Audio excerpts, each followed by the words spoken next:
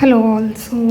ये आज के इंडियन एक्सप्रेस में आर्टिकल है regarding China's mega dam on Brahmaputra.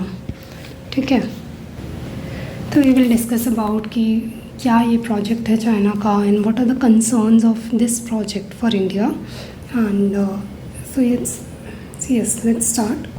So basically ये प्रोजेक्ट जो है ये चाइना बिल्डअप कर रहा है near on the Brahmaputra river. ये तो आपको हेडिंग से ही पता चल गया है। ठीक है, अब ये जो प्रोजेक्ट है this is very close to the border with Arunachal Pradesh. तो देखो ये यहाँ पे इन्होंने मैप में भी शो किया है। This is Yarlung Tsangpo river जो कि इंडिया में आने के बाद ब्रह्मपुत्रा बन जाती है। ये वो बैंड है जिसे हम कहते हैं ग्रेट यू बैंड, और इस बैंड के बाद ही इट एंटर्स इनटू इंडिया। तो यहाँ से ये इंडिया में एंटर करती है। अब यहीं पे जो है ये प्रोजेक्ट बन रहा है, that is this mega dam जो है चाइना का, ये यहीं पे बन रहा है। नाउ अगर हम थोड़ा बहुत इसके बारे में जान लें प्रोजेक्ट के बारे में, देन ये इसकी जनरेशन कैपेसिटी जो है hydro power generation capacity that is around 60 gigawatt. ठीक है, और ये जो 60 गीगावाट को अगर हम कंपैरिजन करें इन कंपैरिजन टू चाइना का 3 गॉर्जेस डैम, तो this is triple of that. ठीक है, 3 गॉर्जेस डैम के कंपैरिजन में ये ट्रिपल जनरेशन ऑफ इलेक्ट्रिसिटी करेगा। I mean hydro power generation capacity इसकी ट्रिपल है in comparison to that. So 3 Gorges Dam भी आपको पता होगा चाइना का अब तक का जो लार्जेस्ट प्रोजेक्ट रहा है हाइड्रो पावर प्रोजेक्ट के रिगार्डिंग, तो वो 3 गॉर्जेस डैम था। अब जब ये बन जाएगा, ये जो न्यू प्रोजेक्ट ये लेके आए, तो ये वाला लार्जेस्ट होने वाला है क्योंकि it has triple capacity of that. अब 3 गॉर्जेस डैम जो है ये किस रिवर पर है? ये है आपका यांग्स रिवर पे, और यांग्स रिवर जो है this is the longest river in Asia and 3rd longest in the world.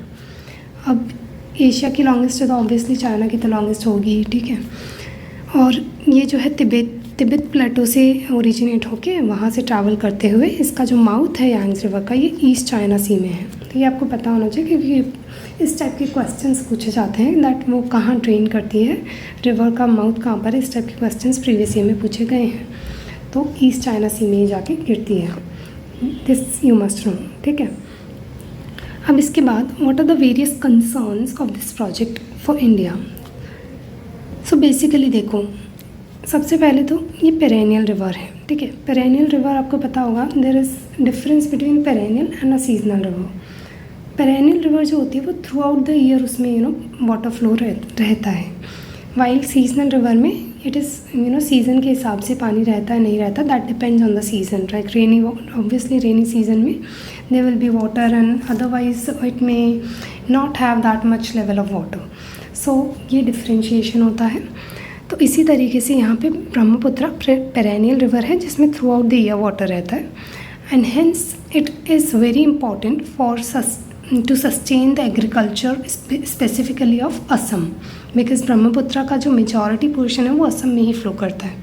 तो इसलिए ये जो असम है उसके एग्रीकल्चर के लिए बहुत इंपॉर्टेंट हो जाती है। अब इसमें आप देखो, एक तो पानी तो मिल ही रहा है, that is you can do irrigation. Apart from that क्योंकि ये इतना लंबा पाथ ट्रेवल करके आती है, तो ये काफ़ी लार्ज अमाउंट में सिल्ट लेकर आती है।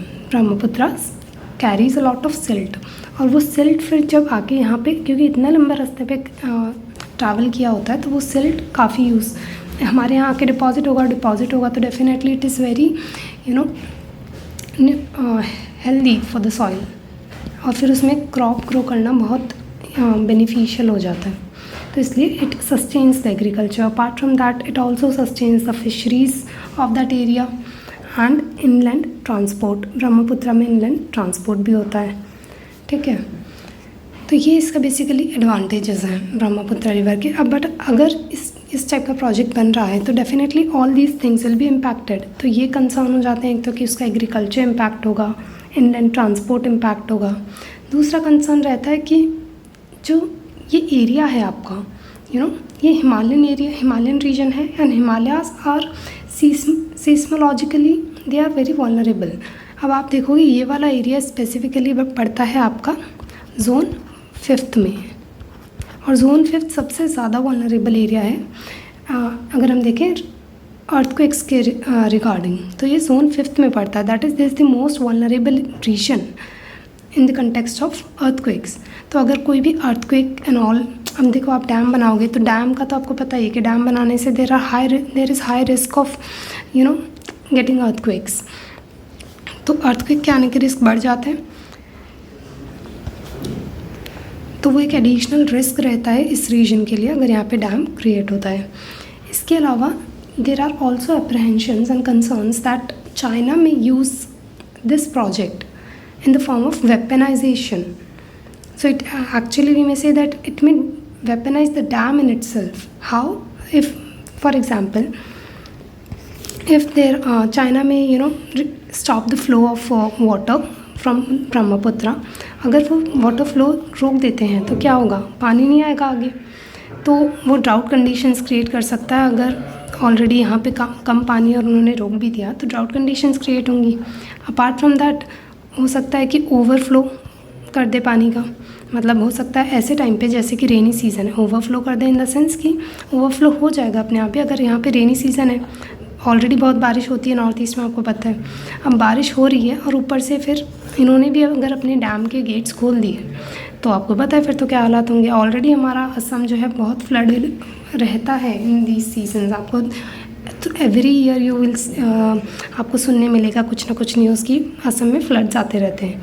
तो अगर ये प्रोजेक्ट डेवलप होता है तो चाइना अपने एडवांटेज के हिसाब से उसको यूज़ कर सकता है, तो दैट इज़ कॉल्ड वेपनाइजेशन। तो it may weaponise this dam for its advantage, for strategic advantage as well. अब क्योंकि इंडिया लोअर राइपेरियन स्टेट है तो इसलिए इंडिया डिसएडवांटेज में रहता है, ठीक है।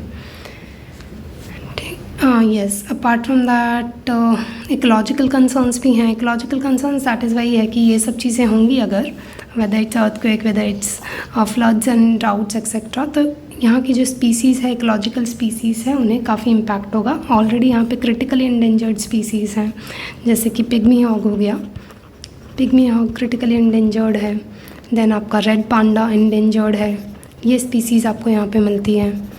देन राइनोसरस है which is one horn rhinoceros which is vulnerable category में है। सो ये इनको जो already in the endangered list है उनको और ज़्यादा थ्रेट ये पोज करता है ये प्रोजेक्ट, ठीक है। अब हम बात करते हैं कि what are the mitigation measures that India can take. So in mitigation measure में इंडिया क्या कर सकता है, it has been suggested that India could plan a storage on the rivers of Brahmaputra system to absorb potential variation in flows. तो मान लो जैसे कि हमने कहा कि चाइना अपने अकॉर्डिंग अगर वो यूज़ करने की कोशिश करता भी है, जैसे अगर उन्होंने फ्लो रोक दिया तो एटलीस्ट हमारे पास रिजर्वायर्स बने होने चाहिए जहाँ पे पानी इकट्ठा हो सके और उस टाइम पे हम उसे यूटिलाइज़ कर पाएँ। और ठीक है, तो ये एक सजेशन है that you can plan storage on the river of Brahmaputra system. दो दिस प्लान, वहाँ पे जो लोकल पॉपुलेशन है ये प्लान को अगेंस्ट वो जाती हैं, क्योंकि ये एरिया ऑलरेडी सिस्मोलॉजिकली हमने देखा बहुत वल्नरेबल है, तो इसलिए वो इस प्रोजेक्ट को अलाउ नहीं करते हैं। बहुत ज़्यादा लोकल रेसिस्टेंस आपको फेस करना पड़ता है। तो येस, बट उस डायरेक्शन में हमें काम करना पड़ेगा। Then India is planning 10 gigawatt hydro power project on Dibang valley already, तो ये भी हमें इसको आगे बढ़ाने की ज़रूरत है, अभी सिर्फ प्लानिंग चल ही रही है। Then national water development authority ने जो सजेशन दिया है वो कहते हैं कि एक लिंक क्रिएट किया जा सकता है ब्रह्मपुत्र एंड इट्स ट्रिब्यूटरीज़ का टू द गंगा बेसिन।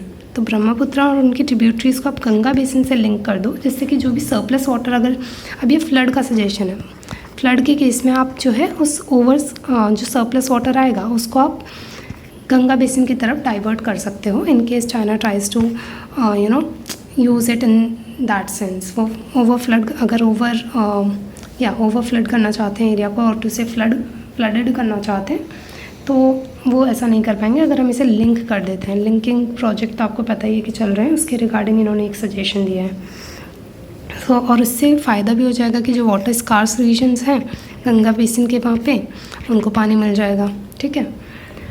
तो ये एडवांटेज एंड उसका डिसएडवांटेज कम करेगा और इसका एडवांटेज प्रोवाइड करेगा। अपार्ट फ्रॉम दैट ये भी कहा जाता है कि हमें डिप्लोमेटिक चैनल्स इस्टेब्लिश करने पड़ेंगे और यूटिलाइज़ करने पड़ेंगे to seek detailed hydrological data हमें कलेक्ट करना है चाइना से, तो उसके लिए हमें डिप्लोमेटिक चैनल्स बनाने की ज़रूरत है और उसे यूटिलाइज़ करने की ज़रूरत है। और जो अदर लोअर राइपेरियन स्टेट्स है जैसे कि भूटान हो गया, बांग्लादेश हो गया, उनके साथ मिलके हमें चाइना से कुछ बात करने की ज़रूरत है, कोऑर्डिनेट करने की ज़रूरत है। और जो हाइड्रोलॉजिकल डेटा वगैरह है वो एटलीस्ट उस पर एग्री करें, हमें हाइड्रोलॉजिकल डेटा प्रोवाइड करें और उसके रिगार्डिंग बात करने की ज़रूरत है। उसके अलावा वो हमें एडवांस वार्निंग्स भी प्रोवाइड करें एंड डिज़ास्टर प्रिपेयर्डनेस, जिससे कि हमारा ईजी हो पाए।